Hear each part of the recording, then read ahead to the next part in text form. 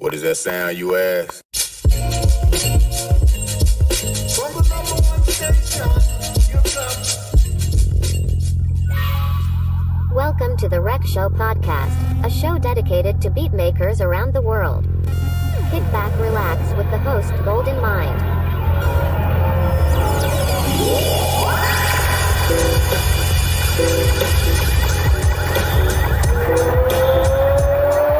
Ladies and gentlemen, this is the main event of the evening.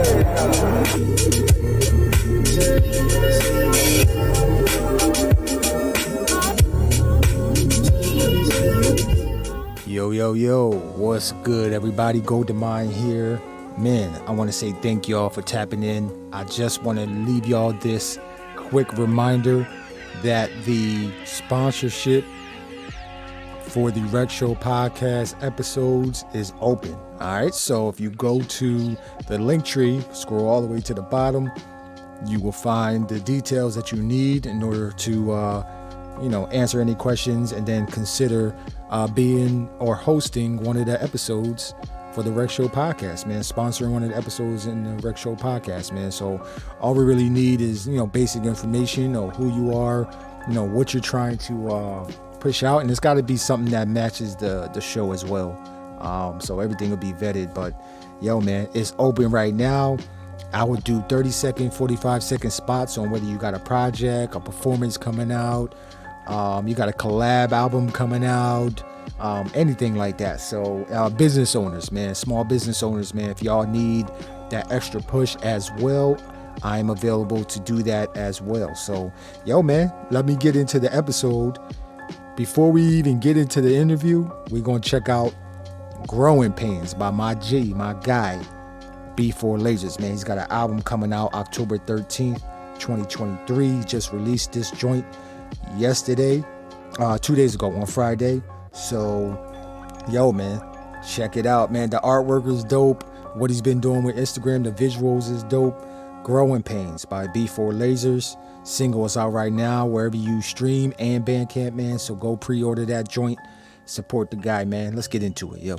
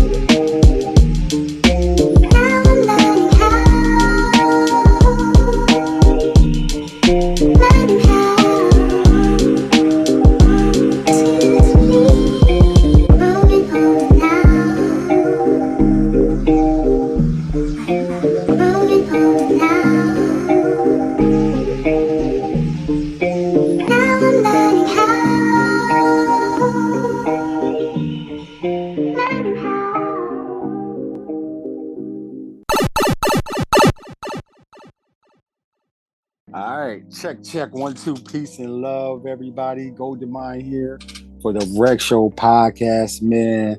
Coming to you live and direct from the Rec Show podcast YouTube channel, man. Thank you all for tapping in, man. Thank you all for staying, listening to this whole conversation.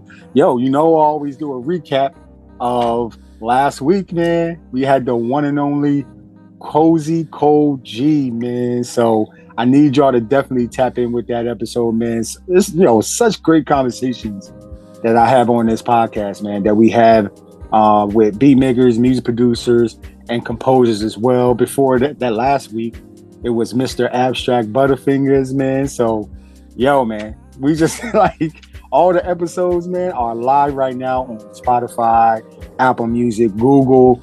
They're being uploaded on YouTube channel as well, man. So check the links in the description of the show so you can have something to listen to while you on your drive, while you flying, while you biking, while you just chilling, cleaning the house, doing whatever you're going to do, yo. So, but yo, today I have a special guest, man, a very good supporter of the show, man. He's been doing this thing, making beats as well, man. He's a beat maker out of Tampa, Florida, man. So my Florida people, man, this is going to be, let me think, man. This might be my 5th Floridian on the Rec Show podcast, man. So, yo, man, Florida stand up. Yo, he's a beat maker. He's a gear repairman. He's a live performer. He makes, lo-fi. He makes boom bap. He makes electronic dance music, man. Like, whatever. We gonna get into all of that, man. Live performer as well, man. So I want y'all to give it up and welcome the one and only Matwithone.T to the show. What's good, Matt? Yo, thank you for having me on, man. Oh man, that was a beautiful, beautiful opening, bro. I'm like, damn, my heart. Yeah, man. Listen, man, yo, thank you for always tapping in with the Rec Show podcast, man. Like, I literally listen and look at the comments, try and respond to all of them. Yo, you always been a responder, man. You always say, yo, this was like, yo, check out this person, check out that person, man. So, yo, I really appreciate your support, man. Welcome to the show, man. How you been? Yo, I'm good, man. I'm excited. I'm pumped. Like, this is like I was telling you earlier, like, this is a cool, like, full circle moment. You know what I mean? So I'm just like, damn, bro. This is very, very excited. Very, very, very hyped. Like, I got you, yo. It's my honor, man, to have you on the show, man. So I just want for my beat heads that may not know who you are, man, that just tuning in for the first time to your frequency. Can you explain, like, how did you even come up with the name Matwithone.T? Any affiliations that you might be a part of as well, and how long have you been making beats? So how I got the name Matwithone.T, it's very dumb. My first job, like in high school, I worked at Burger King, right? So okay, me too. Yeah. Yo, so so I went and did the job interview, and the lady's like, "All right, cool, you got the job. We're doing all the paperwork and stuff like that." And like, I'm about to leave the office, and she goes, "Hey, you did your application wrong." And I'm like, wait, what do you mean I did my, like, how do you mess that up? It's a Burger King application. You do everything online. Like, what's going on? And she goes, look at your name and then look at your social security card. So I was like, okay. I was like, well, I don't think it's my name. And so I'm looking, and my social security card got 1 T, bro. My whole life, I thought my name was spelled with 2 T's. And I was like, oh shit. And she goes, yeah. She goes, you've been spelling your name wrong. I was like, oh.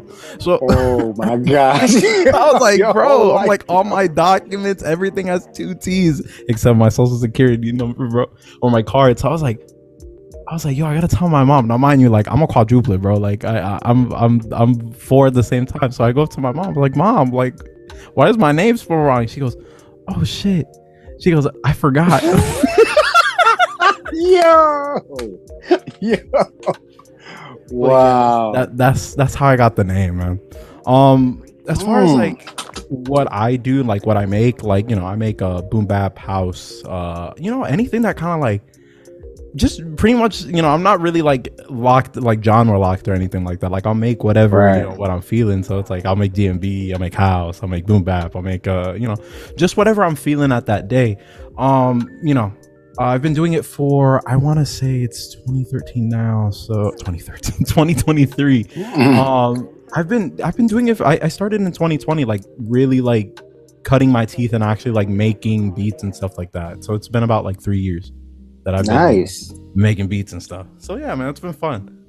Nice, man. Yo, that's great. You said, Mom, yo, why I got my name with 2 T's my whole life? Oh man, I didn't know. Man, that's crazy, yo. Yo, shout out to moms, man. Quadruplet, yo? Yeah, man, I'm a quadruplet. So, you know, like, understandably so. My mom had to be working hard, like, both my parents, you know what I mean? So, you know, like, I was like, Mom, how you forget that? But, you know, understandably so. Like, she's trying to take care of 4 kids and do all this stuff. So, you know, it's I just thought it was really funny. Like, I laugh about it every time I think about it. Yeah, man. Yo, shout out to I know she was working hard, man. Your moms and pops, man. So shout out to your moms and pops, man. I've never heard of that. I've never had a guest that's been a quadruplet before. You the first one, man. So let's go. Let's go. So man. So okay, let me ask this question, man. We're gonna go down a journey, man.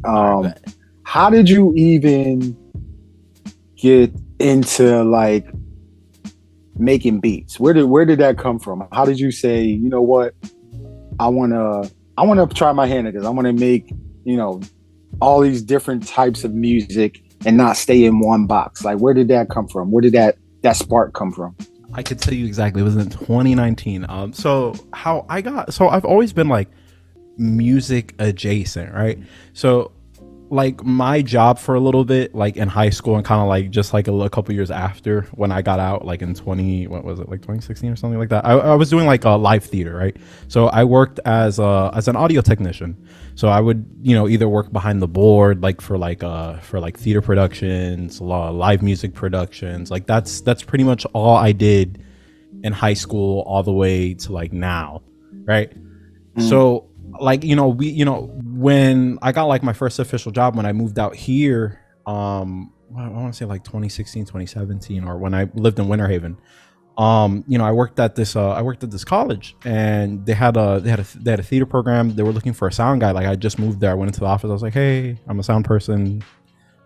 This is what I do. And they're like, yo, we have an opening. Like, jump on. Like, oh, okay, bet. So, you know, I did a lot of like theater productions. I did a lot of stuff with like if there were any shows that the college was like producing. So any orchestra shows, like any band shows, or if they had like any bands come in, that's kind of what I did in college and also a little bit in high school. So I've always been like music adjacent. So in 2019, I went out into North Carolina. I went to this music festival thing that was out there for like a couple months through a friend of mine, because they're like, hey, they have an audio position. Do you want to like do it? And, you know, go live out in the mountains for like 3 months. I was like, yo, bet, like that sounds fun. Right. So basically like the festival was like very like orchestra. It's called the Brevard Music Center. So what they would do is that they have a lot of like orchestras come in, like a lot of like from like these like colleges and stuff like that. I couldn't name exactly like where all these like universities or like where all these like music students come from. So they'll do like opera, they'll do orchestra, and what was the third thing? And then sometimes they'll have like actual like bands and musicians come in to come play at the music center. So that was cool because, you know, all the time I was always around music people or just like learning like how to mic up, like, you know, how was it, like orchestras, like how would you mic up a drum, how would you mic up like all that. So I've always been like music adjacent until like one day while I was out there at the music center, I met my homie Scott, and Scott was like, yo, you ever mess with Ableton before? And I was like, no. He's like, yo, do you want like a cracked version? So I was like, oh shit. I was like, bet. All right, cool. Because I've never used it before. Like the only DAWs I would use is like Reaper or like Logic and stuff like that. So like I never used Ableton before. So he's like, yo, here's Ableton, try it. And then from there, you know, that's kind of where it started, because I was like, oh shit, like I can make music on here. It's not just, you know, like I'm cutting up waveforms or like editing it and stuff like that. So, you know, for like a year, I was trying to like figure out how to use Ableton, because like anybody that's used Ableton will tell you like, yo, this shit is hard. Right. You're like overwhelmed. Then like little by little, I would be watching like YouTube videos and like, yo, like how do you make a beat? Like how do you do this? And then one day I stumbled upon a beat set from, I don't know if you know Tajima Hal. He's Japanese. Yes. Japanese beatmaker. Yeah, I got his albums. I got one of his albums in my collection right now. Boom. Then you already know. So like I found his La Mellotron beat set, the one that he's like in the boat and shit. Yeah. Bro, I seen that. Yeah. And I was like, what is he using? Because I'd never seen like a sampler before in my life. I was like, what is that? I'm like, did he make that on that? So I was like, yo, I want one. So like I saved up some money when I got back and I bought a 404 and I'm like, yeah, bro, I'm gonna be making Tajima Hal type beats. And I was like, yo, this shit's hard. And then, then I bought an MPC1000. I was like, oh, I'm gonna try it on that. Like that looks cool. And then so like I was learning the 404, the 1000, and then the Ableton all at once. Like that's so you can imagine it's like, dog, how are you learning all these samplers? So little by little, I learned stuff on the 404 that would help me with the 1000, and then it would help me with Ableton. And then, from there, it kind of like, once I had everything like locked in, once I figured all the devices out and stuff like that, like I just hit the ground running. I was like, all right, okay. I was like, bet. All right, like this is how I'm gonna do it. And that's how I got my start, man. Wow, man. Yo, you know how many times I've watched that Tajima Hal La Mellotron set, yo. I thought that was in a van, but it's on a boat. Yeah, it's on a boat. And I didn't know for the longest time, dude, because I would look and I'm like, yo, why is there water like on this? I thought it was, because I thought it was a car. I was like, bro, where are they at? Where this car is at? And then someone goes, nah, bro, it's a boat in the comments. And then when I looked again, I was like, yo, they're on a boat, just dead ass. Like, wow, that's crazy, man. I never knew that, man. But yo, man, like, yeah, he's definitely a heavy hitter for me, man. Tajima Hal, so many dope beats, man. Like, oh my god, for people for the internet that may be listening to this or that are going to listen to this, I'm gonna link that La Mellotron beat set that he's talking about in the description of the show, man. So just click it, man. It'll take you right to it. You'll know what I'm talking about when you get to it, man. But man, so you getting your start being around music, which is great because now you seeing, orchestras, you seeing where the placement of, like the cymbals or the drums or the piano, the bass, the violinists, the trumpeters, the brass sections, like you getting firsthand knowledge of that. Like, what was that experience like for you? Like just being there, miking up for them? Bro, it's fine, man. Like, because like, you like as like a technician, you kind of like learn the flow of like how certain things go. So like doing like what's it called? Not orchestra. What when you have a bunch of vocalists, I forget the term. When it's like it's a bunch of them all together. It's not just like one. It's like 40 of them. Like a choir. Yes, a choir. There you go. Yeah. So when you like have a choir, like it's easy because all you got to do is just set up 2 condenser mics, kind of like aim it, or like shotgun mics, and aim it towards them, and make sure that it's like spaced out evenly.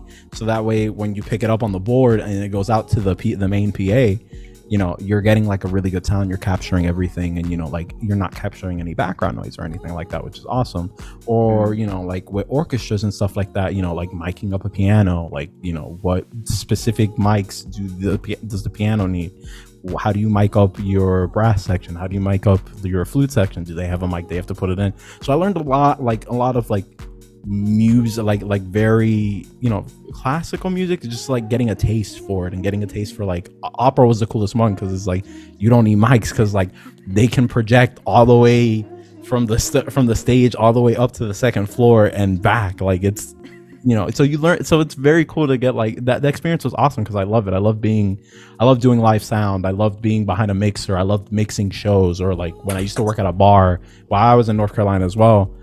We would get like live bands that would come to this bar, and I would make, and when I wasn't working at the music center, or when at night, like from like 11 to like 2 in the morning, I'd be at this bar mixing this band and then like tracking out all their stuff so I could just hand it to them later and be like, yo, look, I have like all the stems from your thing that you did tonight, like here's a copy of it. So it was cool, man. So like it's it was fun. Like I look back at it very fondly. Wow, man. So how do you think you being in that and like you're more than just a beat maker, man. You like you're seriously like an engineer. Like you got all of these skill sets right now, man. Just being and doing that type of stuff. That's engineer level. Like, have you been to school for engineering or? No, dude. I was all self-taught, man. Like I've been very lucky that I got those opportunities were available to me, where I had all these like older guys like, hey, you want to learn how to mix a board, or like, hey, do you want to learn how to hang a PA in a big concert hall, like like crazy shit that I would have never, like, had I not like been like very hungry and looking for it, or just been connected, well connected, I would have never had those experiences, man. So It's not, I don't want to say detrimental. Like, it's not, well, I guess it is, because, you know, if it wasn't for all those experiences, I wouldn't have a lot of the knowledge that I have now. You know what I mean? Man, that is incredible, man. Would you recommend people get out and just try and, well, for my beat makers, music producers, composers, would you recommend just getting involved with something in the local community or local area to get that experience? Dude, I know there's another beat maker that I know here that he just moved to California. He goes by Miyu.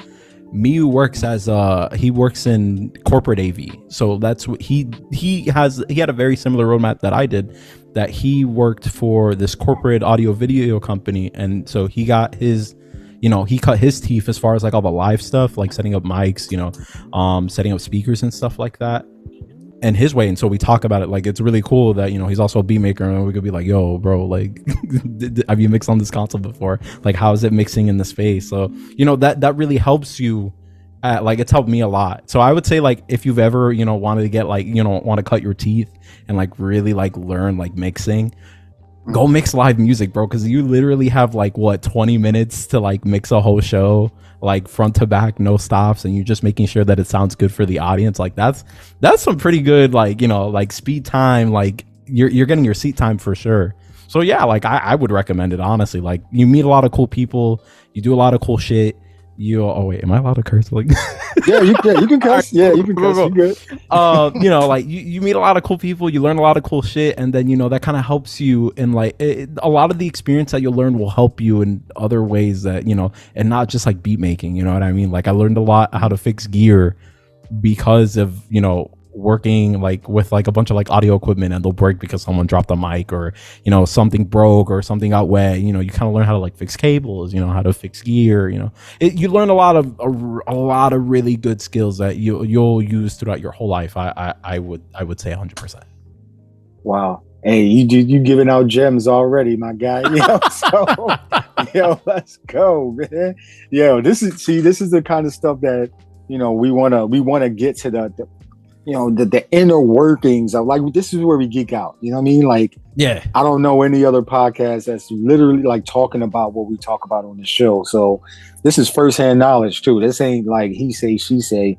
You actually been doing this for how long you been doing this type of stuff, engineering type of stuff? I want to say I started when I was 18. I'm 25, so it's like what, like almost a decade, like a couple years. So I've been doing it for a while, man. Like, it's fun. Like, I couldn't think, you know, I couldn't think I would live my life the way I would if I hadn't done that, man. Like, I love it. Like, it's a part of me very much.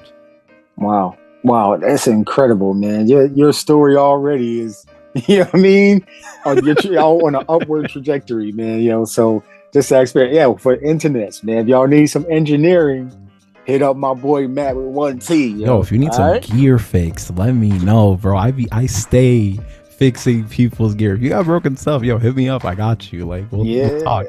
Yeah, check his IG, man. Yo, he got the repairs on there, man.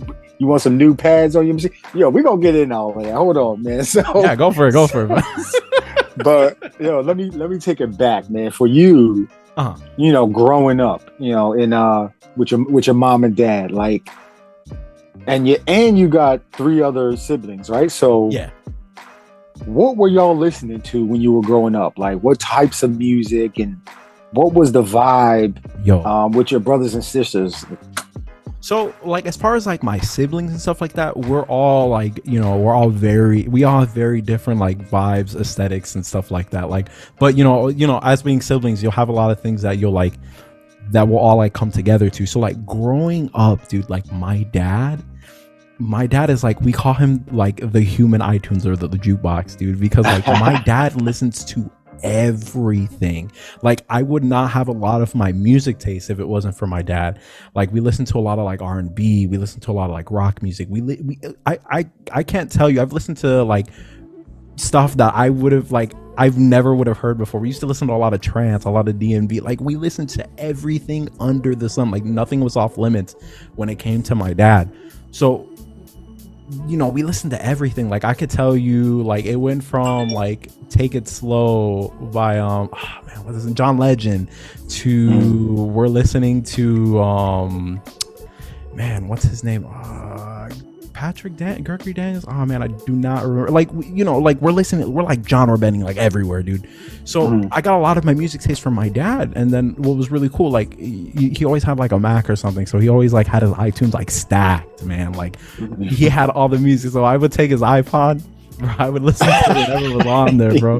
And it was awesome because like he'd have it stacked, and you know, he also used like LimeWire back in the day, so he was getting like a bunch of like these different mixes, like a bunch of house mixes, a bunch of like these like Caribbean mixes, because you know, like at that time we lived in Miami, so like we listened to a lot, like, you know, nothing was off limits. Like we listened to stuff from like Cuba, Venezuela, Dominican Republic, like Puerto Rico, like from these different artists that, you know, they would just post mixes.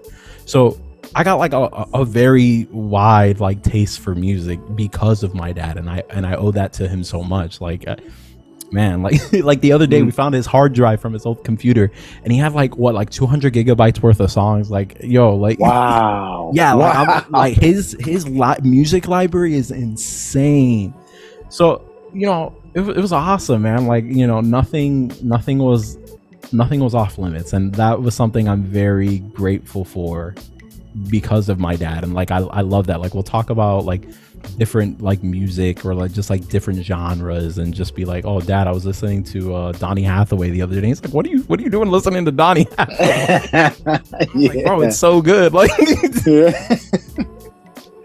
yo, man, that's incredible, man. Like yo, to have nothing be off limits, man. You getting all different types of vibes, man. Like I don't know if cussing was allowed. Did he have, you know, songs with cuss words and all that? Oh yeah, no, definitely. Like he'd be like, yo, don't play this in front of your mom. But like yeah, that's what I would say to my kids. Like, yo, hey, listen, you know, this is not for mommy's ears. Chill, yo. Yeah. Oh. Like, don't let me catch you doing that. I was like, okay, I'm like, you got it. Like yeah, man. Yo, shout out to your dad, man, for putting you on, man, playing all types of music. Yo, and he still got the music, so like y'all could actually chop it up and be like, dad, yo, what was you listening to back then? And you know, I don't know if he took you to concerts or anything yet, but man, we got lucky. We did a few like local concerts, like when I lived back in Miami. It was like the Vizcaya like Valentine's Day like concert. So, you know, like I got my taste for live music like at a young age. It wasn't like anything like those big like stadium concerts or anything, but we did go to a couple concerts growing up and stuff like that. So what if I can ask this question, what ethnicity did you grow up with? And like what is it? Are you Cuban? Are you Mexican? Are you Puerto Rican? I'm Dominican. Puerto Rican. I'm Dominican on my mom's side, and then Puerto Rican on my dad's side.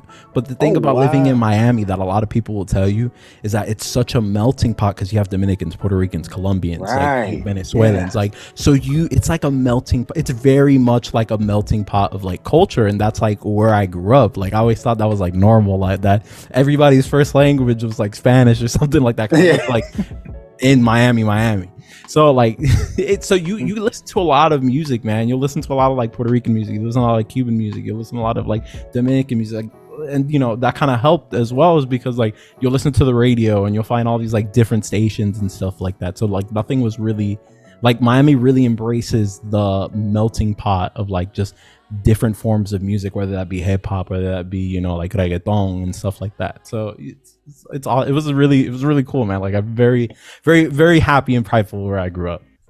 Saludos a Florida. Man, shout out to yo, I know a little bit, man. You know, bro, that's all you need. That's how you get by. Listen, man, I'm in Texas, man. So this is Texas Spanish I'm trying to learn right now. Man, completely different, man. So yep. Texican? What do they say? Texican? Texican. I ain't never heard that one. Oh shit. Yeah, they say Texican out here, yo. So man. So that's amazing, man. That's crazy, man. Just you being around the melting pot, growing up in that, and now you making beats and performing in front of clubs and you know, different types of people and stuff like that. Like, what's that experience like for you performing with, you know, and just showing people your influences and, you know, your beats? Man, like, amazing. That's the only word I could describe it. Like, it's cool. Like, you know, coming back from my background, right? Like, I was always the person in the back, right? Making sure that everything sounded good. Now, I'm now in the front. Like, now it's just like, it's me. Like, I'm the one that's, you know, like, doing the thing. Like, you know, playing my music, showing that. So I couldn't think of a better feeling, man. Like, it's amazing to be, you know, to be able to perform my music, and then, like, you know, from something that came from my bedroom at like 2 a.m, someone is literally like, you know, like banging their head like, yo, this is the coolest shit I've ever heard. Like how did you do that? Like, you know, when you hear that as like a producer or a beat maker, that someone is enjoying this frequency that you've made, and they've accepted it, and they're, you know, it's not, and they enjoyed it. Like, man, like it's a beautiful feeling. Like, I couldn't imagine like not doing that, like, at all, man. Like, it's amazing. Like, yeah. That's the best way I can put it. Yeah, man, that's the yo. I just get a feeling. I get the vibe, man. You literally genuinely enjoy performing in front of people. When I see your performances, and we'll talk about a couple of your performances in a little bit, but when I see your performances, I'm like, yeah, man, he having fun up there, man. You vibing. People in the crowd is vibing with you too, yo. So, like, to have people vibe with you, yo. I know this because I just performed on Tuesday. That's a crazy, like, experience just to you making your beats in your, you know, on your bed or in your closet. I'm in my clothing closet right now. That's where that's my beat room. But to make beats and then play it in front of people you don't even know, and then you see them start dancing, you know what I mean, and vibing with you. Yeah, man, like, you get it. You get it. Like, it's the best feeling. You're like, oh shit. You're like, yo, it's not just me. Like, other people fuck with it. Like, it's great. Right. Yeah, man. Like, and they come up to you afterwards and just like, yo, your beat set was dope, man. Like, yo, how can I follow you and blah blah blah all that time? Yo, yeah, exactly. So, you're like, yo, like, what? Like, that's crazy. So, I mean, I say that to say this, man. Like, some of my listeners, some of my people that are going to be listeners might be going through like, yo, people ain't paying attention, man. Like, people not, you know, and they not tapping into, you know, my frequency right now. What would you say to them, like, to them that may be discouraged on people, not enough people paying attention to their music? Man, I would say it's not about the majority, it's about like your circle, bro. Like, like, and, you know, and I've been in that position where I'm like, yo, like, I'm not, like, people aren't fucking with my shit, or like, yo, I haven't, you know, like, I'm not getting the praise that I thought I was gonna get playing my beats at. Like, man, like, if it wasn't for like my friends, dude, like my core friends that I go and hang out with them and we all make music together, like, and we're like, oh shit, like, we made this, like, dude, like, really, like, if you have a good core of like a good group, like you're the people in your corner that fuck with you, like, and they fuck with your shit and you rock with them and they rock with you, that to me is more important than, you know, appeasing the masses, which is kind of like weird, right? Because you're making music for everybody, like, for the masses to enjoy. But like, really, like, have a core group of like your homies that fuck with you and they're like, bro, keep going, and they push you into the right direction. I promise you, like, everything else will kind of like fall in place. Because like, my experience, like, I wasn't, you know, I was always like very nervous about going to play live or like doing live sets and stuff like that, and I haven't been doing it for too long, you know, being very, you know, transparent.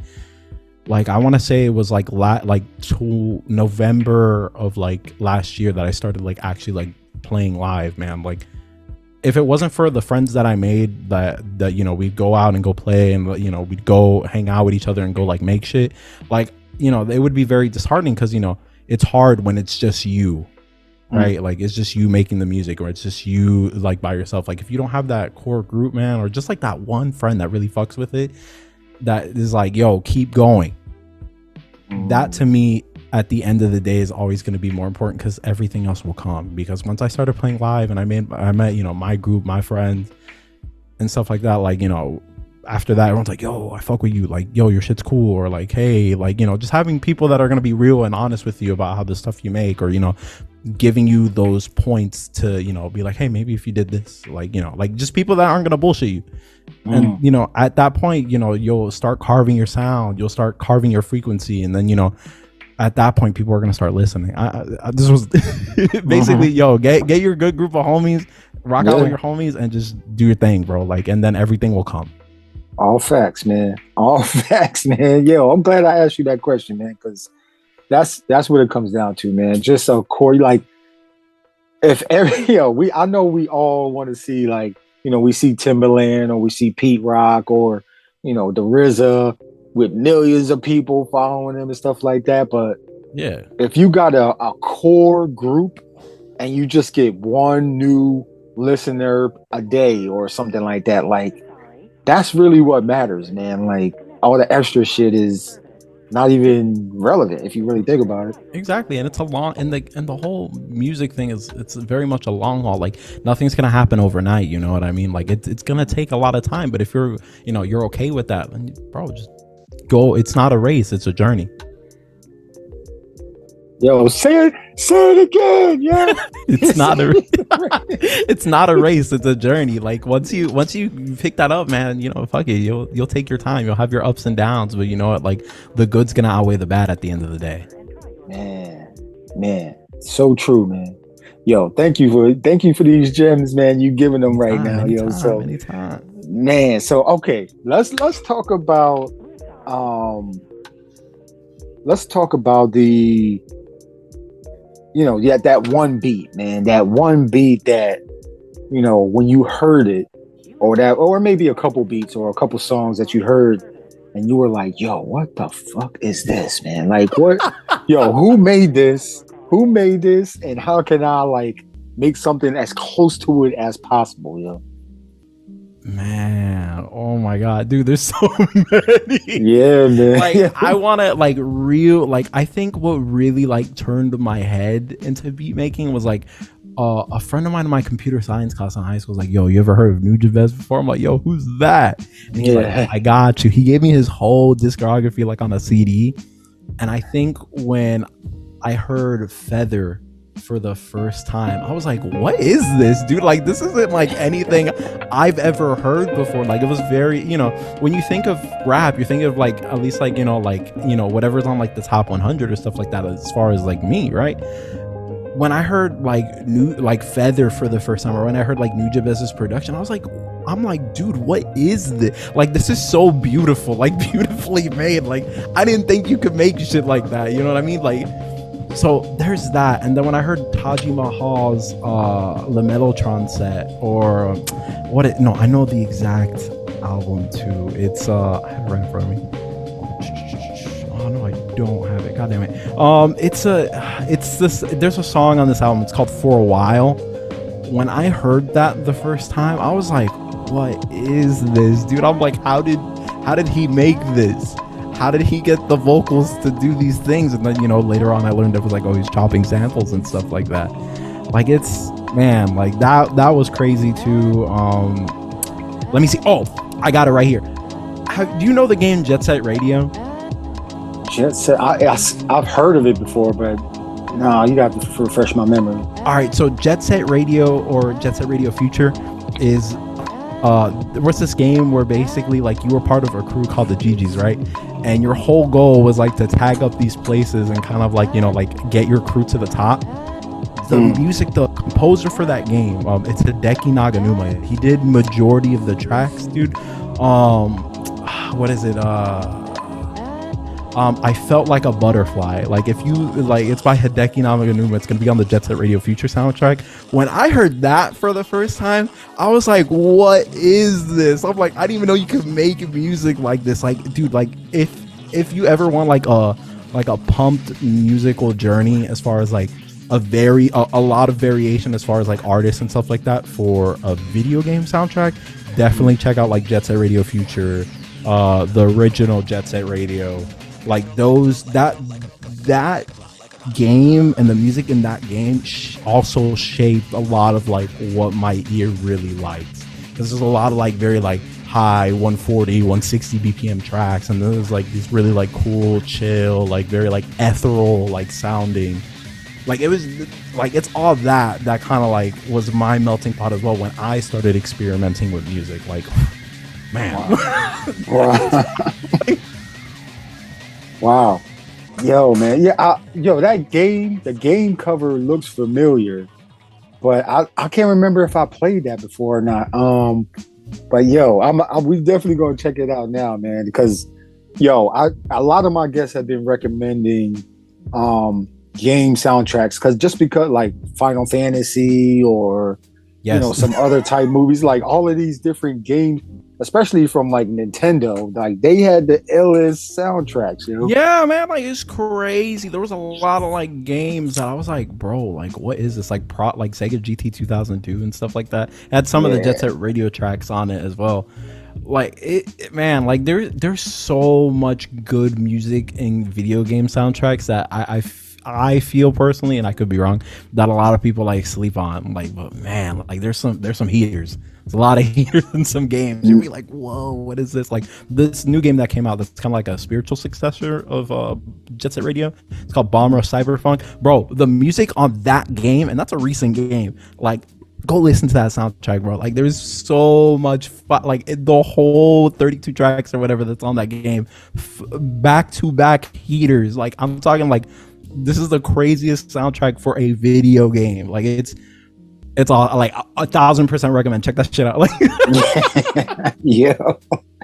yo man, that's what internets, man. Tap into these game soundtracks, man. Yo, it's so much going into games right now. Like even our community is getting into the gaming sector, not just on YouTube and stuff, and getting into the gaming sector, and their beats are being played inside of these games, man. Like I know a lot of my guests have recognized that it was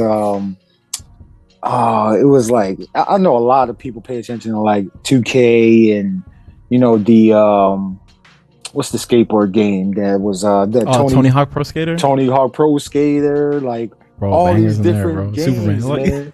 Yeah.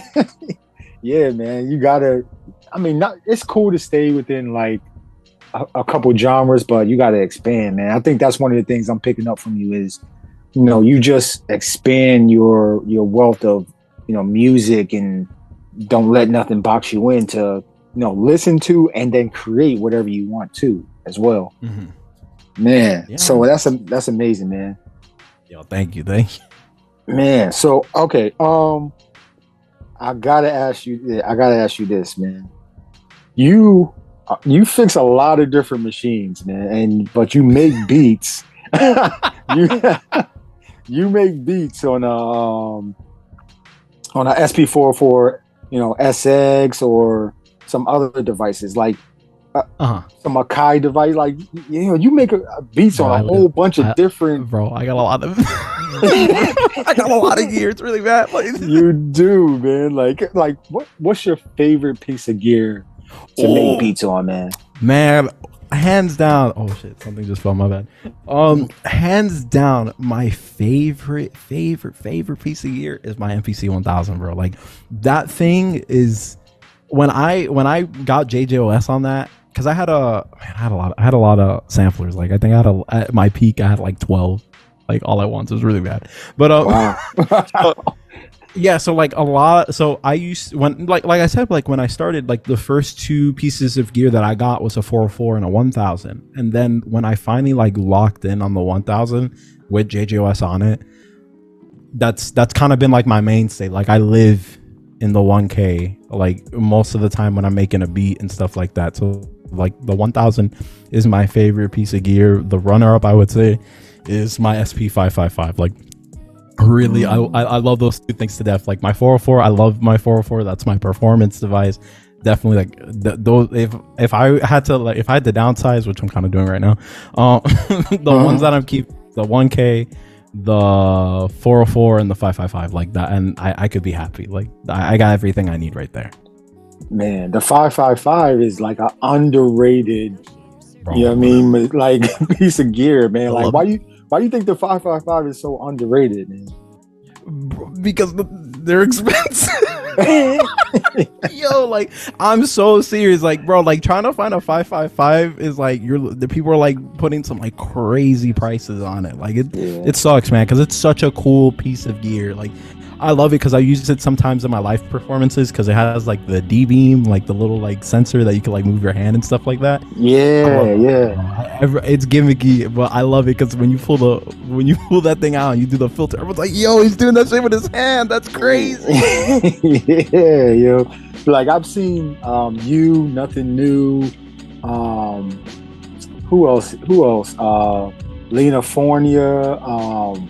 Man, who else, man?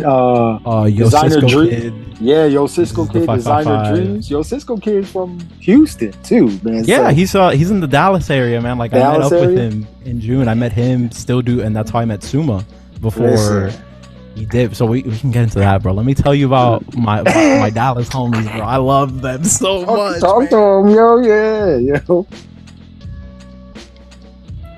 But yeah, like. Here, I'm gonna get on a tangent, my V. I wanna share my love about my Dallas homies real quick.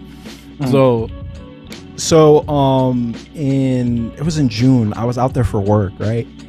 And I was just like, bro, there has to be one person here, right? That I could that makes beats and shit like that. Like I could meet up with.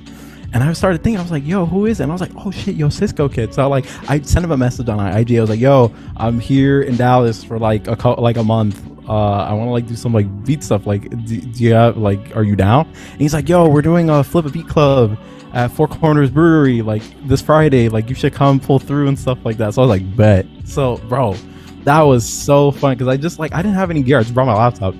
And that's how I met like YoCiscokid. And it was so funny because like one of the first couple beat makers that I was like looking when I was like on IG and stuff like that was YoCiscokid because he was like posting like pretty regularly.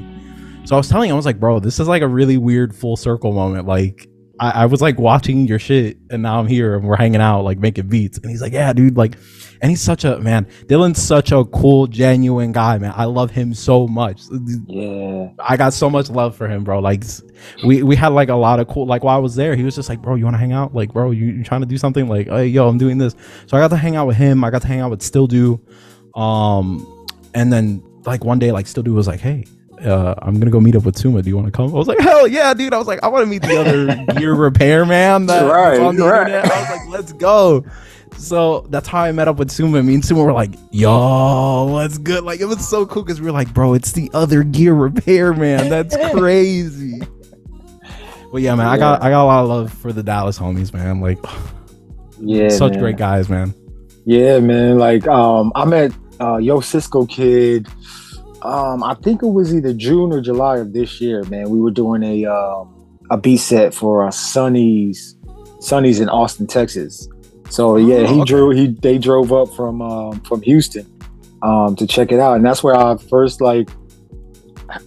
seen him, and he was like, "Yo, I'll go buy YoCiscokid." I'm like, "Oh shit, okay." Then I started listening. I started following on IG, and I'm like, "Yo, this guy's got a freaking." Spacecraft in his, wherever he's creating his music, like, bro, all the machines space is so cool, bro. Like, man, like when I went, I was like, yo, I'm like, my man got the Star Captain Express 3000 over here, bro. Like, he's decked out, man. Dylan, he's a great guy, bro. Like, yeah, man. Yeah, I got that from him when I was talking to him, because I was talking to him right after, I think it was after my set. And I was looking at Acclimated Assassins records, because he sells records at these events sometimes.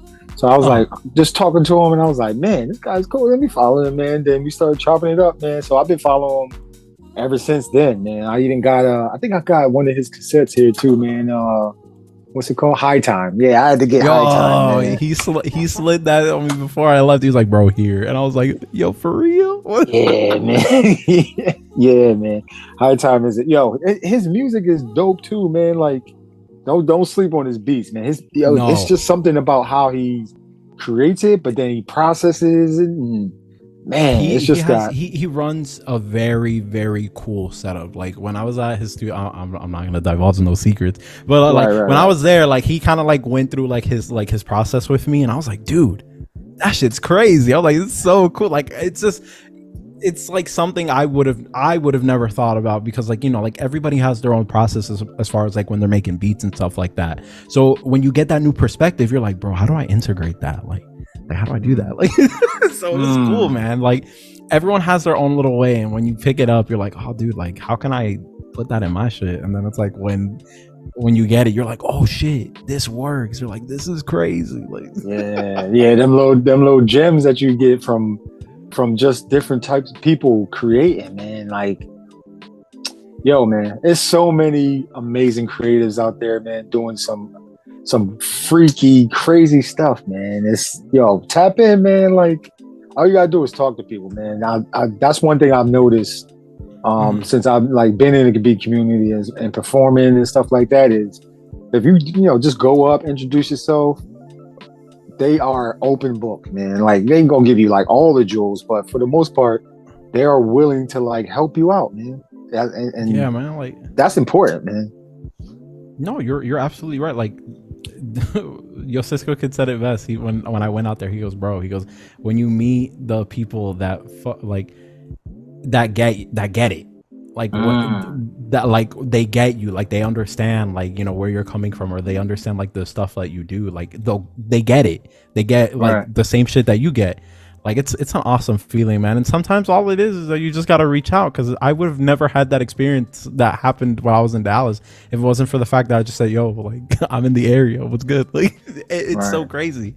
So yeah, like reaching out is super important. Like I'm 100% a proponent of going out there and like going to meet people like in your local scene, or if you're in, you know, somewhere new, like definitely like hit somebody up. You never know what's gonna happen. Yeah, man. It's highly recommended to get from, you know, go outside, man, connect with, you know, your local beat scene, or if you got to drive a little bit, yo, just go get on IG and figure out who's in, like, let's just say Florida, because that's where you're from, right? Is it Orlando, or is it somewhere else? I'm in Tampa right now, but for a lot where I lived in Winter Haven, it was like in the middle between Tampa and Orlando. So I spent a lot of time in Orlando, like doing stuff, so that, like I'm more accompanied towards the Orlando scene a lot, because I know a lot of the homies out there. Nice. If I gotta ask this, man, and it always comes up in my brain, but I have to ask my guests, if you weren't doing music, if you weren't creating music, what else would you be doing? Man, if I wasn't creating music, look, I'm very big on like always like learning like something new or taking stuff apart. So I mean, I probably would, you know, be doing like live mixing still, or be like doing stuff for like theater, or, you know, like taking something apart, putting it back together. You know what I mean? Like that. If I wasn't doing music, man, like I'd probably be, you know, mixing shows, taking some gear apart, figuring some new thing out that I didn't know before. Like, you know, like the other, like I have like all these like different intros, right? So like the other day, like not the other day, but like a couple years ago, I taught myself how to like make watches and stuff like that. So I would have found something to do. Wow. You know what I mean? For real engineer stuff, yo, man. You got an engineer mind, yo. I love taking stuff apart, man. It's great. Like learning, you know, demystifying the magic and learning like how something works. It's always been super interesting to me. Listen, internets, man. Get with Matwithone.T and Suma.wav, man. They the guys that, you know what I mean, the engineers that can fix whatever issue you might have. Like, hook up with them, man. Show love to them. I got one more. Coco the Geek, man. Like I found out about her the other day. She's another like gear repair person. She's awesome, bro. I was like looking at her stuff, like the stuff that she fixes. She fixes a bunch of keyboards, drum machines, and stuff like that. She's out in the Atlanta area, so like definitely, like if you're around there, you need a gear repair lady, she got you, bro. She's really cool, man. You should check her out. Yeah, Coco the Geek repairs. Yeah, man. From I can't see where she's from, but yeah, man. Yo, see, this is why because we would have never known. You got multiple people. You got a lot of people that probably fix music gear and stuff like that, but to hear it firsthand, and then you know this person, you know, y'all all connected. So, man, if y'all got any broken equipment, hit them up on IG, man. I'm gonna leave Coco. I'm gonna leave Matwithone.T profile. I'm gonna leave Subinwaves in the description of the show, man, so y'all can link with them if you got any issues or got any questions about music gear. They the beautiful minds to deal with that, But I gotta ask this question, and there's a few mutants that are going through this journey right now. Can you recommend like something that they should read, or they should watch, or they should listen to help them? Man, I gotta think about that one too, because I stay like looking for stuff on like YouTube or like anything. Like, I'm gonna bring up the obvious one, like, check out De La Time. Like that book is awesome. There's that Rick Rubin book that he came out with. Man, I don't remember the name, but like creativity. Like I don't remember that book that Rick Rubin has out. Like, that is awesome. I like the audio book of that a lot better because I'm always like walking around like changing, like fixing stuff or like cleaning, so I'll put that on. Man, like if you like, I like to learn like different pieces of gear and stuff like that. So like I watch a lot of like Marlo Diggs, Ricky Tinez. Oh yeah, bro, out here. Oh man, who else am I watching that I'm watching? Like, man, there's a lot of people. Shit, I gotta look at my YouTube. Let me pull that up. But man, like I'm big on like gaining information, and I love it. Like Ricky Tinez has a lot of stuff about like the 1000, and like he makes a lot of like house music and stuff like that. So like that's how I kind of like learned all my stuff, like on the 1K. Like Marlo Diggs, when I had an XL, he had a lot of like 2000 XL content. Man, there's so much. Like, definitely personally, like my favorite thing is like to watch like the Retro podcast, like learning about like all these different beat makers and stuff like that, and learning like their philosophies. Like I feel like music is one thing, but like like how is that person like outside of music? Like, who are they? Like that's always been like a big proponent to me, because like I could give two fucks about the numbers or anything like that. What I care about is like, who are you as a person? Like, why, what would get me invested into you? And hearing people talk, or just talking to people and stuff like that, that's always cool, because then you learn those different perspectives, and then from there you can kind of like add that, take the things that you like and keep going. Man, beautifully said. And I just want everybody to know the name of that book is called The Creative Act, A Way of Being. It's got like it's got like a vinyl record, kind of a circle with a dot in the middle. Like that's it. It's like a target, something like that. Yeah. So, man, that I would recommend that one too. Get it on Amazon or at your local bookstore or something like that. But yeah, man, everything you said, like, yeah, man, I definitely agree with that. It's because I watch Ricky Tinez, I watch Marlo Diggs. Like I watch them just for like inspiration, but then also like Ricky Tinez is a straight analog. You know what I mean? Like he's straight analog. Like Marlo Diggs is analog. Yeah, they do a lot of like cool stuff, and it's just like cool to learn like someone else's like philosophy to music, or like how they do things, because then it's like, oh shit, I didn't think of that. I didn't know I could do that. Wait a minute, like, and then you're like, oh yo, let me try that. So that's that's always been. Oh man, there was another one. Man, I'm drawing blanks. My V. Nah, you good. Man, I can't pull this up fast enough. There's a lot, man. There's a lot, man. Like I eat a lot of music content on YouTube. Yeah, like, me too. Very man. Sick Beats, man. Like, oh my god. Like, let me tell you, I learned a lot from him, man. Like, that's the master. That's the sensei right there. Yeah, bro, for real. Like, yeah, man. There's a lot, man. There's so much out there. There's all like things that I didn't know about, like, or just like other creators, or just like other people just doing shit, and you're like, whoa, I didn't know that. Oh, like there's this dude. He goes by a K Magnetic or Kumachen _407 on Instagram, and I think on YouTube. He did a mod of his MPC1000 and his MPC Live that he replaced like some capacitors, and it kind of like changed the sound profile of his machine. Like I haven't looked. Like he goes into depth like on that, and I was like, oh shit, that's so cool. And then I found out that he lives like a couple hours away from me. I was like, whoa, that's crazy. Like what? Wow. And it was a random YouTube video. Like, dude, like it's so crazy what you'll find on the internet, man. There's so much information out there. Yeah, I'm pretty sure, like, if anybody's listening to this, you got access to the internet. There's a wealth of information, of useful information. Not, the fuck shit is gonna be there. You know what I mean? It's got to be a balance in the world anyway. Yeah, exactly.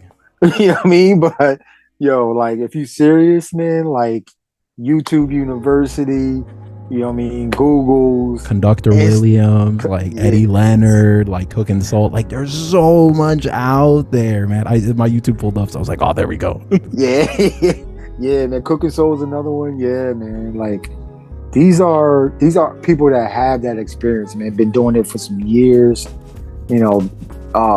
honing their craft, but then also they giving y'all gems as well, man. So, man, yeah, I just go on IG, man. Just start looking up all of these people that we're talking about right now, and then you'll just go down a rabbit hole, and then you'll use these techniques and tips and stuff like that, and the sound of your music is going to be different, but it's going to be your skill set is going to expand. That's the best way to put it, I guess. Exactly. Like you never know what you're going to learn that you're going to be like, oh shit, and like that could be like a turning point for you.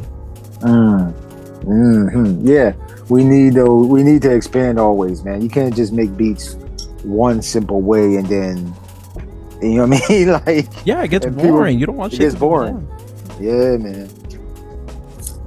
Yeah, let me see. Okay, so now I gotta ask you about your performances, man. So let's go. Yeah, your performance. You got a couple performances, man. Like you did a executive producer actually on my birthday too, man. May 13th, oh no man. way! So happy birthday if I knew that. Yeah, man. So I'm good. So now I know. Now you gonna hear from me now. Yeah, I got you. Orlando, Florida. Studio Max Orlando is where you did this performance, man. So, that set, it's 13 minutes, but that 13 minutes you was rocking, dog. Like, what went into you creating those beats that you created, that you played, but then also your live set performance? So as far as like the beats that I had for those, like very much like so I would say maybe that was like my third, fourth show that I think I did at that point. I don't remember. But for that show, like I had a lot. I learned a lot from the last times that I had played. And I was like, okay, cool. For executive producer, they're like, hey, you have like 15 minutes max, right? So like, 15 minutes is like, it's a lot, but it's still like very like, short, because I was used to like 30 sets, right? So I was like, oh shit, like I really gotta like bring my A game and stuff like that. So I quote this Friendkerrek video a lot, where he's just like, bro, like play. He's like, if you're doing your live set for the first time, you want to play like your best, like, you want to play the stuff that you're like, damn, I fuck with this. So that was my whole kind of like idea of creating my set, is that I wanted something that was progressive, but I wanted something that with a lot of energy. Like I didn't want to play like really, I didn't want to play like really slow, like 86, 88 BPM. Like I kept it like 95, 100, 115, 120, 140, and then I came back down, right? So that was kind of like my idea, is that I wanted to keep it like bumping. Like I wanted to play a lot of the tracks that, because it was late at night, right? Because it was like around like 9 to like 1 in the morning or something like that. So I was like, cool, like it's late, there's a lot of it's gonna be in like a really cool environment, like the lights are gonna be on, there's not gonna be any sun. So I wanted something, I want to keep it bumping, I want to keep the vibes, right? So that's kind of how I put that set together. Man, that set is crazy, like just the way like your tempo changes and the beats. I'm like, man, like dude, I'm trying to make house music right now just because of that. I'm watching your set. I'm like, man, I gotta try my hand at this house music. And so I'm just in the research mode right now of like, how do you even make house music? I know people think it's easy, but actually it's very intricate, the way, the main beat and the breakdowns and the build-ups and everything like that. Learning all that and like kind of like keeping the flow, because it's like, I'm used to making beats where they're like a minute, 2 minute long, right? And it's just like, how do I make this house, like, because it's very much, when you play house, it's very progressive, like it's very long, like, you know, like long coming ins and coming outs and stuff like that. So I'm like, damn, I gotta like not play a 3-minute song, like I have to play for 15 minutes. So it's like, how do I get this to flow nicely and then flow into my next beat, right? So so that it's fun, man. Like I love making house. I love, like, it's cool, like when I look back at that video, because I was so focused like on my 404, my 555, I didn't realize that people were like bumping until like I was like, oh shit, I didn't know that guy back there was bumping. I only saw the dude up front. Like it was really cool, man, like just to see that. Right. Yeah, man. Like, yo, you also are doing, you did a Cactus Moon Market, man. So a live set for Cactus Moon Market, which was a dope scene. I don't know if it was it might have been outside. Yeah, it was outside. So I can go into that a little bit more. Yeah. So what went into Cactus Moon Market? Because that was a dope set as well. Yo, thank you. I really appreciate that. So, Cactus Moon Market. So how it worked, how it kind of went is that the lady that owns the market, she runs a plant shop like inside that building that was behind us. That's the plant shop that's inside. And so she'll have like an event where she'll have these different vendors and stuff like that come out. So my friend Ricky Nish, on Instagram, that's what he goes by. Ricky told me about it and he was like, bro, do you want to like, he goes, I'm gonna be here for like a couple hours. He's like, do you want to like come and play? And I was like, hell yeah, dude, I'm down. Like I'll go to Tampa. I'll go play at a fly market. That sounds fun. So I was like, Ricky, like we could play our sets, because like I think we were there for like 4 hours or something like that. So we were also like DJing and then also like playing like our live sets. So I was like, oh cool, we can like DJ for like this amount of time, and then from there we'll do like we'll do our beat sets. And Ricky was like, I'm cool, I'm about it, let's go. So, you know, we set up the camera and I was like, cool, let's just do a beat set, like fuck it, like why not, like everyone's here enjoying the music, so let's just play our own. So that's what we did. You know, we put that together and we did our set, and it was really cool. Like a lot of people came up to us afterwards like, oh my god, like what's your Instagram, like what do you guys do? And so like next time when we went when we came back, when they invited us back, we brought like a little sign that's like, hey, this is us, here's our Instagram. Like nice. Yeah. Yo, you gotta have your signs, man, like your QR codes, yes, your apps, and man, these are your like live set requirements, man. Like if you really want to get your name out there and people to follow you, like they'll come up to you like, oh my god, when we had the sign, everyone's like, oh okay, that's who you guys are, like cool. And then people would be like coming up taking pictures of the sign. It was cool, man. So I was like, oh shit, we need to bring the sign, like the sign works. Yes, the sign does work, man. I had mine on the iPad, so people were scanning, like I had like 3 different QR codes and stuff like that. It just makes it that much easier. Oh, I never. I'm gonna try that now. Yo, you dropped the gem for me. Yeah. So you know what I mean, it just makes it a lot easier. Like while you playing your set, people can come up and be like, hey, let me scan his IG, see, you know, so I can follow him, and you know, your YouTubes, and you know, where you find your music. Like it just makes it that much easier. And then the conversation once you get done is like, yo, I'm following you now, I'm checking out your music, like, yo, where can I support, type of thing. Like, and those are genuine people that really like want to know more about you. So make it easy, make that conversation a lot less stressful. Exactly. What's it? Stressful? Stress less? Stress. Yeah. Yeah, stress. Mitigate the stress. Yeah, mitigate the stress, man. Yeah. Mitigate the stress from like first time, like they just now figuring out like who you are. They watched your beat set. They like, yo, man, he got something like this. I enjoy this music. Just make it easier for them, man. Yeah, exactly. That's what it comes down to anyway, man. Just making it easier for people to find you and support you. Yeah, exactly. Because it's like you're already there, right? Like might as well, you know, go the whole yard for it. Yeah, man. Yo, so I got to give a tip, man. I got to ask you about a tip about, you know, live sets. Like, what are your must-haves for your live sets here? So my must-haves, like for my live sets, is simplicity, bro. Like if it's not simple, I'm not gonna do it. like, and just because like sometimes what I'll do is that I like in my live sets, like I was playing at a Hard Knock Life at Uncle Tony's Donut Shop in Orlando, like I want to say like a couple weeks ago. So my 555 was kind of messed up because it got like messed up during the move. And I was just like, okay, like how do I was like, I need the second, because you know, like when you use a 404 and trying to like fade into like another song, sometimes you'll fit like you'll do that tape delay, right? And you're like, oh yeah, yo, sounds great. And then you tape delay the next track and it's like, shit, like yo, no. And then you're like freaking out a little bit. So like for me, simplicity's key, right? So it's like cool, like all my stuff is like in like a row. Like I'm not like, oh, okay, like this is that, like, you know, like making sure you have everything like marked. Like sometimes what I'll do is I'll have my phone and I'll be like, pad 1, this beat, pad 2, this beat. Just making it easier for yourself. Like for me, I love doing transitions.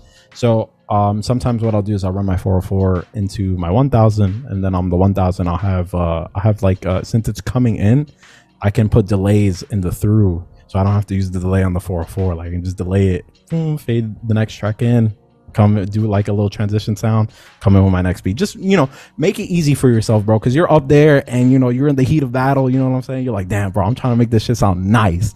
So, you know, simplicity is key. That's just what it is for me. Just as long as you make it easy for yourself to do your thing and you can just rock out, that's the tip from me, man. Man, how important are transitions during live sets, man? Like, can they make or break your performance in your eyes or to the audience? So I would, I you know, so this kind of comes back to my technical training, right? So like when we used to do musicals and stuff like that, like transitions were everything, you know what I mean, to get you to the first act to the second act. So that's how I think about it. I'm like, okay, cool, like I played these couple songs, I'm gonna do the switch up. Like if I just drop like, okay, cool, I'm playing a lo-fi beat and then I'm throwing out like some like DMB, like that's not gonna work out. That's gonna be like jarring, right? So it's like, okay, cool, like your transitions kind of give the audience like, oh hey, like where's he going with this, like where are we going, that good enough pause where there's no dead air, and then you can kind of go into the next thing. Like it's kind of like it's like a bridge, you know what I mean? Like it's coming down, you're easing through, and then boom, you're back on the road. Oh shit, I dropped right. yeah I noticed that them transitions, like I watch a lot of beat sets, man, and I'm noticing like when y'all's transitions, like you can't tell when the first song ends, but you can tell you blending into the second song, which makes the transitions even. It's like a DJing. wow moment. Yeah. It's like DJing basically.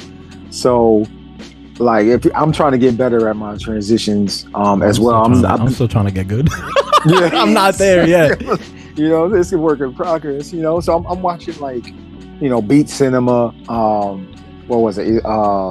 Eloquent. I'm watching DiBiase's beat sets. I'm watching a whole bunch of different people's beat sets, and you know, I'm like, man, you know, their transitions just from one song to the next is dope. Or in between like one song to the next, like there's a little, you know, skid or interlude or something like that, and then boom, brings in the second song. But yo, I'm noticing like transitions super important, man. Yeah, they're, man, like when I learned, like, because when I did my first show, I did no transitions, right? Like I was like, oh, and like you could tell, like the audience would be like very like jarred because I would just jump into something next, and I'm like, oh, okay, like it's another song. When I started doing transitions, everyone's like, oh shit, like whoa, like, oh, like how did we get here? Where did we come from? Yeah, that it's like a for real, like you for real taking them on a musical journey, you know, like they stay on the ride the whole time, they ain't getting off type of thing, you know. You're just keeping them there. You're keeping that attention going, which is, you know, another thing, you know what I mean? Like just keeping the audience attention. It's just like DJing, you know what I mean? Like that. I got mad respect for DJs, dog. Like the fact that you can blend like music and stuff like that, like different tracks, and you can make it sound like this one whole thing. Like that shit's awesome. And when you could do it on your own, like with your stuff, you're like, oh, you're like, yo, I got it like that. You know what I mean? You're like, damn, bro, like I'm the man, like I got this. Right. Yeah, man. Like shout out to all the DJs, man. Like, yo, it takes skills, man, to rock a crowd, to read the audience. Like you got to be like a psychologist of music, basically, man. Just to read the room. Like that's such a skill. Like, yeah, man. Like everybody's like, yo, all they do is get up there and have a CDJ and, you know, play tunes and stuff like that. But no, if a for real DJ is reading the room, reading the energy, and then picking everything up to where it's a party the entire time. I know DJ Jazzy Jeff is, notorious for rocking the crowd for like 2 hours straight, or like Madlib. That's when crazy. He plays his 2 hours, bro. 2 hours of just non-stop. Like, bro, I can tell you 30 minutes, and I'm like, ooh, like, bro, 2 hours. Yo, that's some. And you're throwing out banger after banger. Like, that's a lot of work, man. Like, I used to think the same way, where it'd be like, oh, yo, DJing's easy, and then I did it, and I was like, oh no, bro, this is hard.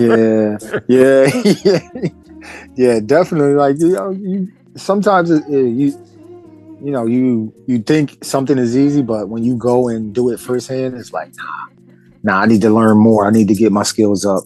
So it just takes you down a rabbit hole anyway.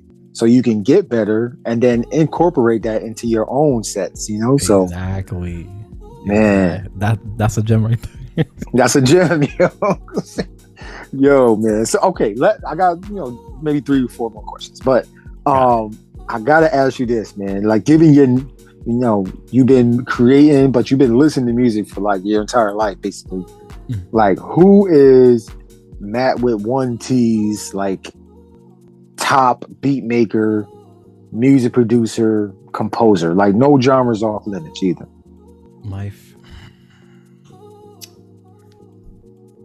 Man, there's so many to pick from. I know this. Yeah, I'm like, man, like the one that I can like if you were on an island, man, you had to pick 5 artists. 5. Oh, 5? Oh, I got you.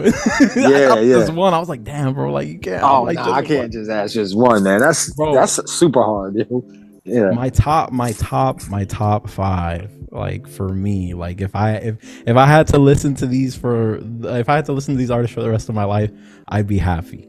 One of them is definitely like Hideki Naganuma, man, the composer for Jetset Radio. Like, that man, he makes the craziest shit that you're gonna be on your toes the whole time, right? I want to say, who would be? Oh man, this is hard, man. I'm not gonna lie to you. Like, Nujabes definitely, like, right. Man, like his whole discography, like, it's bangers. Like, I can listen to that for the rest. I've been listening to it for too long at this point, so it's like, so Hideki Naganuma, Nujabes, definitely Marlo Diggs, man. Like, the stuff that he comes out with, especially his Come Home album, I can listen to that. I literally have it on. That's vinyl. A dope album, man. Bro, that's a dope album, the sound on that thing is, go ahead, man, go ahead. Bro, beautiful. Like, no, I get it. Like, because worth it. Here, who else, man? I would say Tajima Hal, definitely. Like, he was a very big inspiration for me, and I love listening to all his beats. Like, I have his whole, like, I went on Bandcamp and bought everything that he had on Bandcamp the other day. So, like, definitely worth it for me. Man, who else? Yo, MF Doom. I gotta be real. Love that man, bro. Love everything that he put out. Rest in peace. And I would say Alchemist, man. Like, the Alchemist got some heaters, man. Like, yeah, ALC, yeah, man. Classics, man. Exactly, man. Do I got one more? I would say John Legend too. I don't know if y'all know who John Legend is, but Take It Slow. That whole album that he has with that song, bro. Yeah, heat. yo. But like, I grew up. It's like slow, like ballads and stuff like that. Like, man, take it slow. Yeah, man. Bro. Yo, a crazy story, man. Like, okay, listen, man. I'm young. I think I'm maybe 18, 19 years old, and I got the opportunity to go to a Kanye West with John Legend. What? With Pusha T. I think it might have been Pusha T up there, or Big Sean, but in Philadelphia, Pennsylvania, man. So, yo, I remember just buying the CD that John Legend had before he came out with his very first album. I can't remember where it's at. I hope I still have that CD, man. But yo, it was like a church R&B type of CD, man. That's the vibe he had in the very beginning. Like, right now it's more polished, more, but that first album, that first album hit, yo. Bro, that's crazy that you got to see John Legend, Kanye, and Pusha T original Big Sean. Like, bro, that's so cool. What? Man. Bro, I got Kanye on there too. Like, bro. Yeah, easy. Yeah, man. Like he inspired a lot of people too, man. Like he's still inspiring people. Like, yo, to this day, man. Like I grew up listening to Kanye too. Like that's, you know, crazy. Like that man's brain when it comes to production, wild. Yeah, man. Yo, yeah. Shout out to Marlo Diggs, Alchemist, man. You know what's it called? Viseu, Portugal is where Marlo Diggs is from, man. So, yo, his YouTube always inspirational, man. I get a lot of tips from that, man. Bro, he has a lot of good stuff, man. Like ever since I found that, I was like, bro, this is a gem. Like that whole channel that he has. Yep. Yeah, it was who else was up there, man? Like it was somebody else, but he had glasses. I can't remember where he was from, but is it the Midlife Synthesis? Is it him? Well, I watch him too. Yeah, I watch him too, but dang, I cannot remember his name, but he always did like unboxings and making beats with different gear and stuff like that. And then he had something happen with his brain or his eye or something like that. Oh, I know exactly who you're talking about. Damn, I don't know his name, but I know I can see the YouTube logo in my brain. Yeah, man. Like, yeah, it's so many people, man, that giving gems and yeah, you gotta get a big shout out to them, man. So, yo, who in your contemporaries is Matwithone.T listening to? Like, who are you bumping as far as beat makers, music producers, composers? Like, who makes your list to be like, you know what, man, I'm listening to he or she today. Yeah. Yo, shout out to my homie Ricky Nish, bro. Ricky makes some heaters, like out of bangers, bro. There's Ricky Nish, there's YoCiscokid. Let me see. Friendkerrek had an album that I really liked that he put out, Geology. Fire. Yeah. Shout out to Bag Season Records, man. You know, Friendkerrek. Yeah, man. Oh my god, that was so cool. Yeah. Bag Season, man. That was cool with the little things that they did. Like, man, who else? Who are my contemporaries that I really miss? Suma has heaters. He has a couple heaters that I heard that I'm like, damn, bro. StillDo. But there's so many, dude. Like Abnormal, bro. Ab hasn't put out any music just yet, but like anytime I go to like Ab's crib and he shows me his stuff, literally like my brain's like, I'm like, how did you make this, bro? please explain, because this shit's crazy. Man, who else that I'm listening to from all the beat homies that I follow? Let me see. That was a good hit as far as like a couple. Let me see.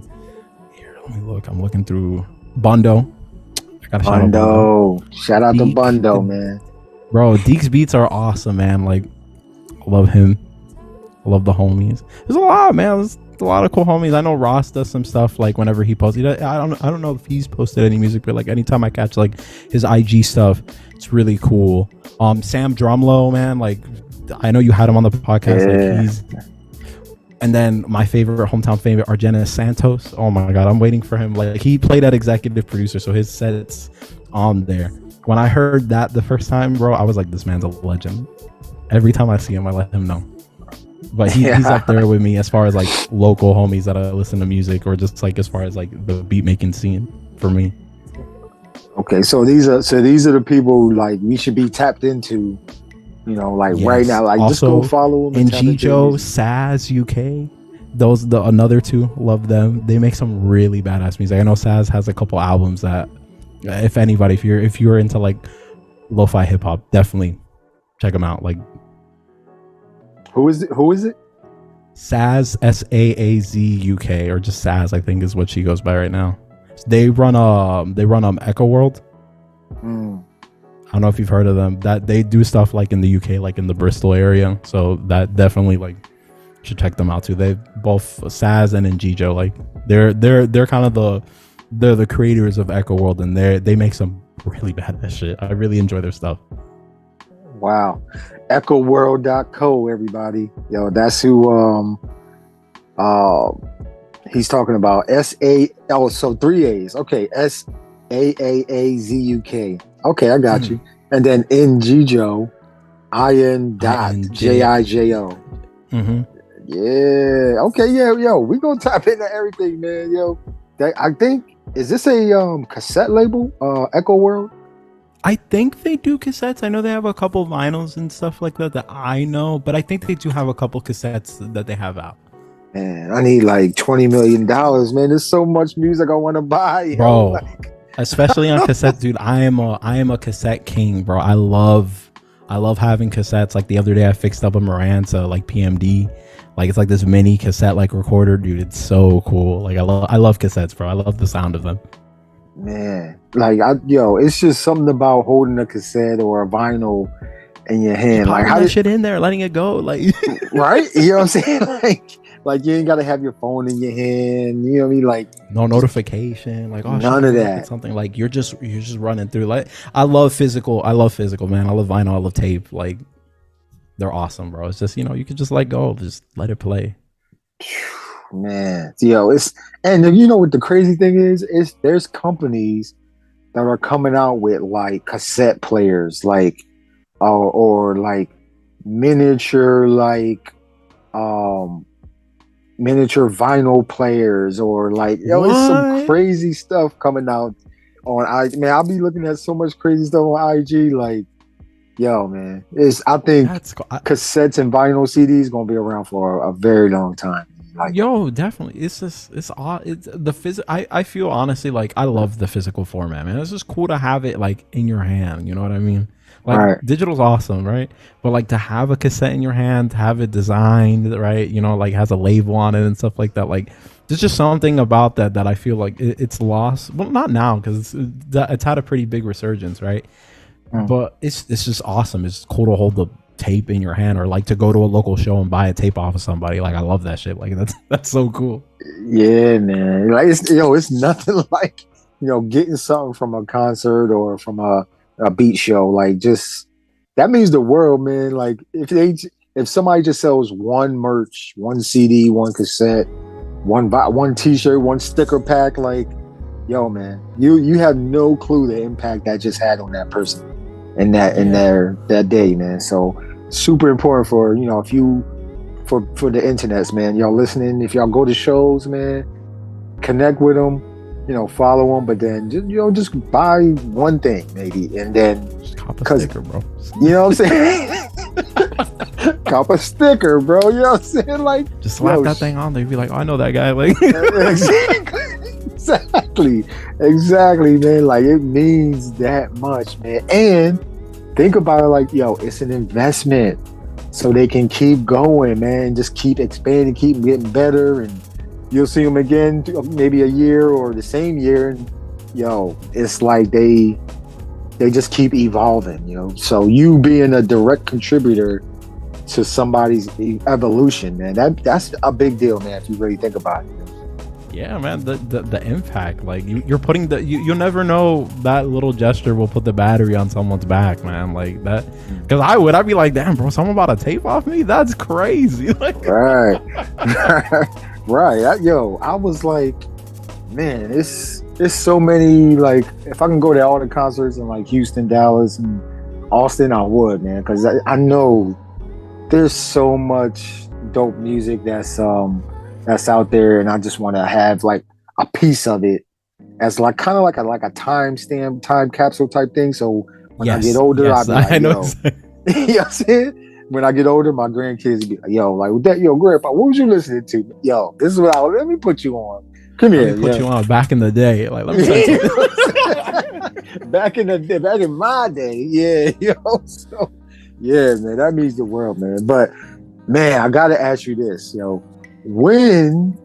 because right now, like, the internet, and when they follow you after they listen to this episode, man, they're gonna be like, where's your music at? Right now it's living on IG. Right? But you got some dope beats, so I'm like, okay, so let me ask you this: what plans do you have for the rest of 2023 into 2024 for releasing your beats or your music or projects? So what my goal is, because I know it's like it's almost like the end of the year and stuff like that, because I do like I'm guilty of it, man. I have stuff living on my hard drive that I'm like, yo, I gotta drop that, and then I'm like, how do I drop it? What do I gotta do? Like I very much like I walk myself back, like, you know what I mean, rather than just jumping off the ledge and just fucking just letting it live where it needs to. So I mean, like, I would say like my plans, like hopefully like beginning 2024, I have a couple projects out. Like I have a lot of stuff that like done. It's just more so of the artist. I don't know if I should put it out. You know what I mean? I don't know. Like I made that like a year ago. Like it's that apprehension that I'm slowly like learning. Like, bro, just put that shit out there. It's just gonna live in your hard drive. Just let it go. Right.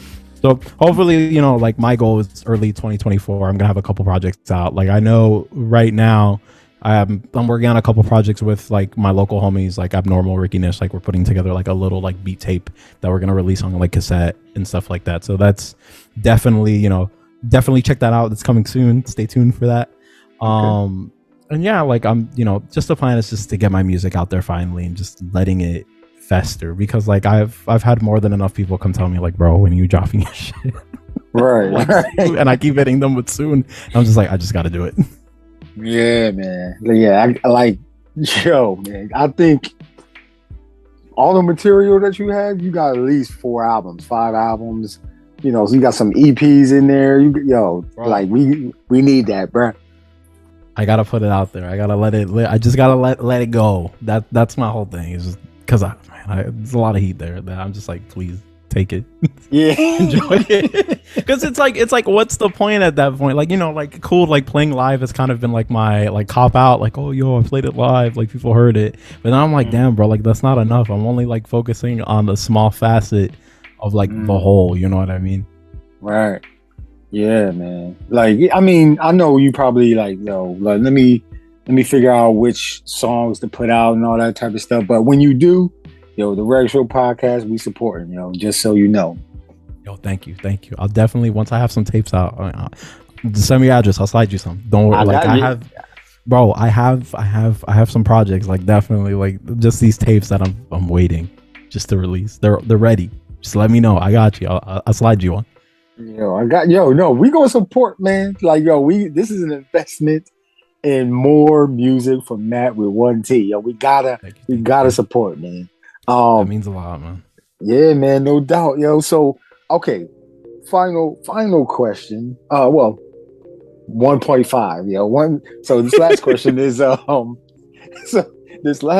is, before you into making music right now, but what do you wish you knew before you started making beats?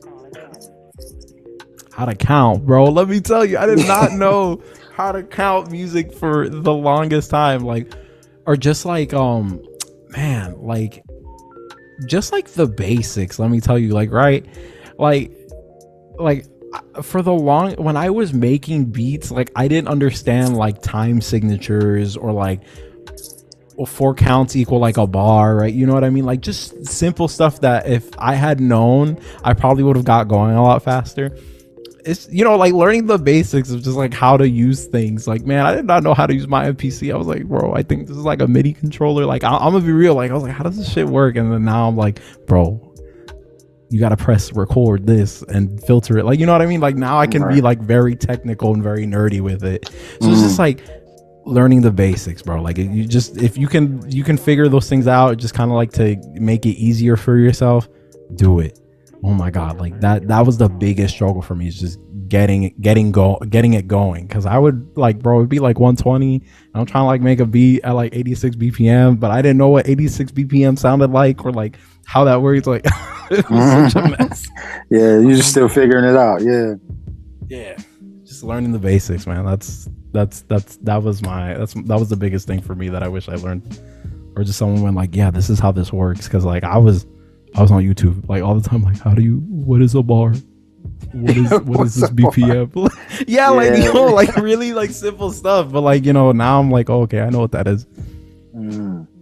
Yeah, man. Yo, counting, like, once again, internets, man, just going to, even if you ask questions on Instagram, like to somebody you might be following, like, SamDrumo or Marlo Diggs or JFilt, like, they will literally respond back to you and say, hey, this is, check this out. This is what helped with this. Like, don't be afraid to ask for help, yo.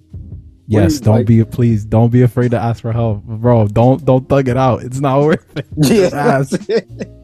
No need for that, man. Like, you got people that are willing to help you out, man. So he or she, like, all my female producers, my male producers, man, like, like, ego aside, if you don't know, just ask, and then you'll get way more gems than you were even anticipating, and this one just catapult you, man. So just exactly, don't be afraid, man. So, okay, man, listen, this is a dope conversation. We are with Tampa, Florida's beatmaker, gear fixer, engineer, what else, man? Live performer / DJ. Like, yo, man, you doing it all, yo. So what are if you have any final thoughts for, the internets, the beat mutants out there, what would it be?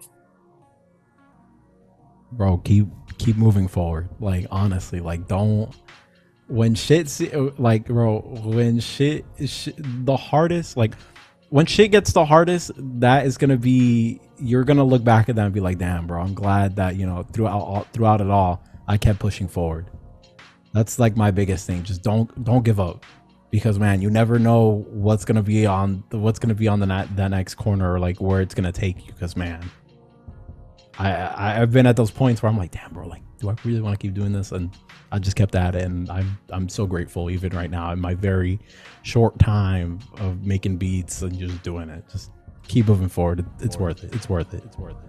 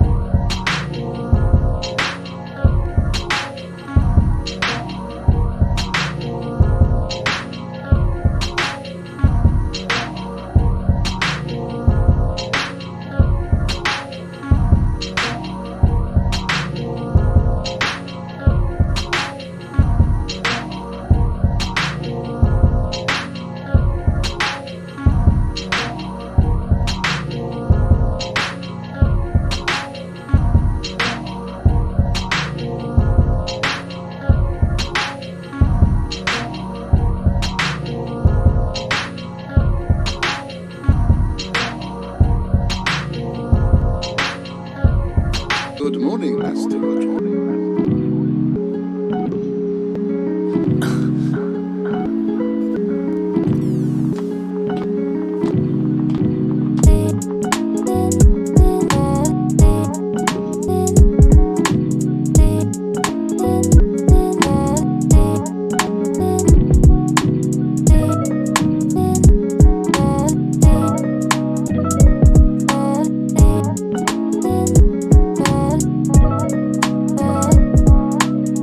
Besides, I owe a debt to you.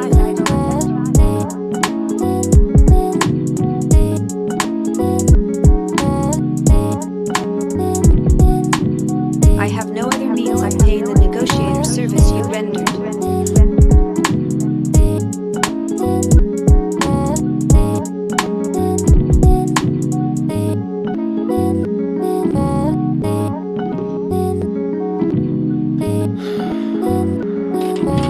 Well, I do have some household rules, Dorothy.